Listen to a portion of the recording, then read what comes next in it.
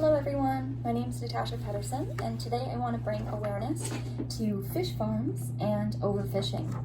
I'm going to explore my own values and beliefs, and I'm going to look into how they did not match my attitude. So the purpose of this video is to create a plan to change so that my attitude will match my values and beliefs. And I really hope that this video will inspire everyone to create change in a topic that they're interested in and passionate about. Overfishing and fish farms have contributed to the ethical issue known as ecosystem degradation, resulting in a decrease in the fish populations. Overfishing has negatively impacted the marine ecosystem. In the 1990s, there was about 20 major fisheries in Canada in the West Coast, and they all shut down in order to try to save these fish populations. But as of 2018, the fish are still not returning to their spawning grounds. And that's a main concern, in particular for the West Coast. Herring populations, which is a type of fish, is a main diet for many of the animals in the ecosystem, which can include like seals, sea lions, seabirds, and humpback whales. And again, this is in the West Coast. Whereas the fish at the fish farms were passing on disease and competing with the native fish in the water. So that's why the fish farms were putting the marine ecosystems at risk. So in order to try to prevent this, the NDP government of British Columbia in Canada promised to transition from a province fish farming industry to a land-based site. Growing up, I really valued my freedom. And I believe that this influenced that my belief was that you should only be taking as much food as you need. Whereas I mentioned earlier, we're overfishing, taking too much fish. And then we also are having these fish farms which are giving pathogens to the fish and making it so people do not have the freedom to fish for the native fish in the area. An experience I had when I was younger that influenced my belief was an emphasis on living off the land and only taking what you need. And this was introduced from First Nations culture. And I got it to experience releasing minnows into a local creek in hopes that the fish would return the following year to spawn. And this again really influenced my belief that everyone should have the right to fish, but they should also respect the land so that the next generation can also fish. And then again, that emphasizes only taking what you need.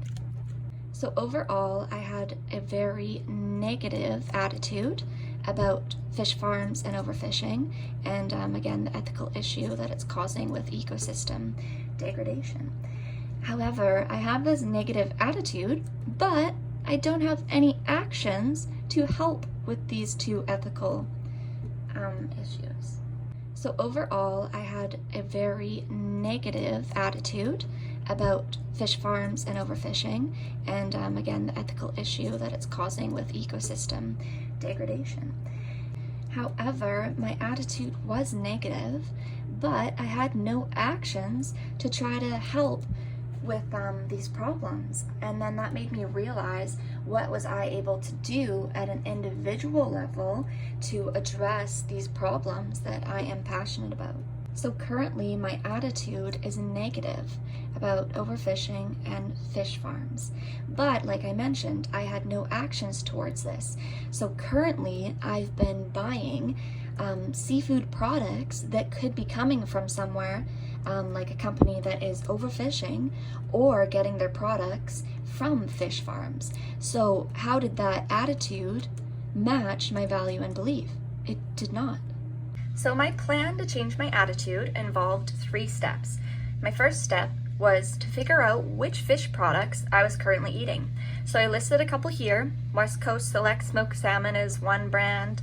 I had fish from lots of different restaurants. I'm a big fan of sushi. Cloverleaf tuna, I often buy tuna from that company, like canned tuna.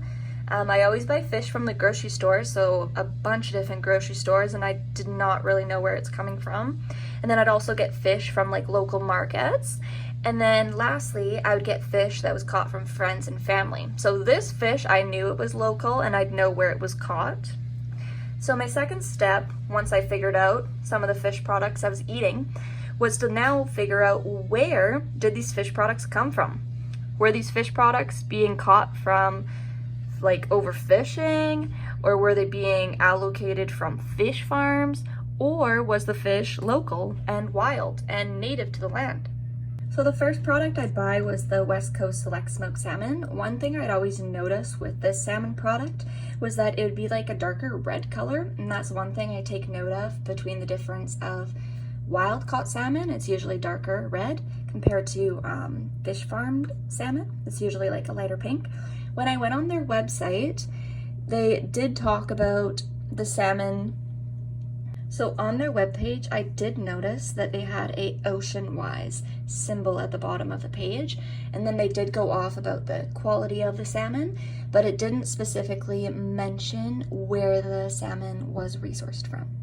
Depending on what restaurant I looked into, there's like a wide range of where the fish was coming from. I found it like hard to navigate the specific restaurants. However, I did notice with some franchises, it was easier to figure out if like where the fish is coming from. One thing I noticed when I was on the Cloverleaf Tuna webpage, which I thought was very cool, is they have something called Trace My Catch, and you can actually put in the number at the bottom of like your canned tuna, and it'll locate where the fish was from. So you can do that for either tuna products, salmon products, and sardines. So that's something I learned about figuring out where the fish was from. Fish from grocery stores, again, I'm noticing this little fish symbol, the Ocean-Wise symbol on some of the products. Fish from markets, I found I'd have to ask the person selling the fish about where it was from and like who caught it and how they caught it. And then, like I mentioned earlier, where did this fish come from? The ones caught from family and friends, that I did know, because it would be usually locally catched, or they could tell me where it was caught from. So the next step is step 3, and that is to reduce my consumption of these fish products that I mentioned earlier. So I was talking a lot about Ocean-Wise, so I found this resource called Ocean-Wise. You can search it on Google, and by the way, this video is not sponsored by them. And they actually have a symbol, the Ocean-Wise symbol, that is on fish products. And this is when they are, Ocean-Wise has recommendations for the fish that is being caught. So they've partnered up with a lot of different companies and partners, and their main strategies for the fish is that the fish has to be abundant and resilient. It has to be well managed, like the research and how they're getting the fish. It has to be harvested in a method that limits bycatch and endangered species, and that goes into overfishing that I was mentioned earlier. And then it's harvested in a way that does not damage other marine animals, and that's when I was talking about fish farms and the fact that they can be spreading diseases to our local fish. So my plan is to use the Ocean-Wise symbol as a tool to buy fish products. So they actually have a resource on their webpage where I was able to search locations in Coquitlam, BC, Canada, and that's where I am right now. And I learned that White Spot has fish products that follow the Ocean-Wise values. Thrifty Foods, I was buying tuna from there. They have Ocean-Wise symbols, which I actually did notice, but I didn't know what it meant. And then Save On, same thing. Some local restaurants are partnered with them. And then I even found out a local pet store is resourcing their fish products, which are for pets, but still it's all following the Ocean-Wise protocols. So overall, I identified that overfishing and fish farms contributes to the ethical issue of ecosystem degradation. I mentioned my values of freedom, my beliefs to live off the land, only take what you need, but this did not align with my attitude. So my plan is to use Ocean-Wise, the symbol, to buy my fish products. And then I really hope that that's going to work for me, and I'm curious to see how it plays out, and I really hope this video inspired you to create change in some sort of way that is passionate for you.